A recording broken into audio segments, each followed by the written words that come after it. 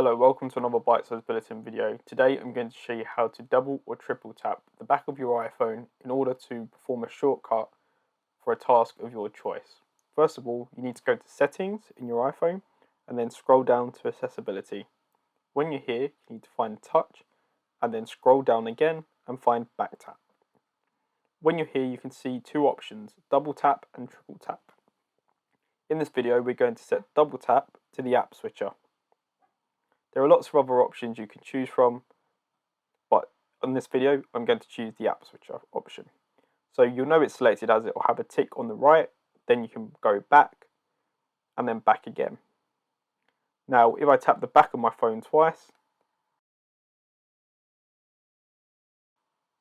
you can see the app switcher appears. This works for iPhone 8 models or later that are running iOS 14. You can have a case on your iPhone and this will still work. Thanks for watching another bite-sized bulletin video by The Final Step.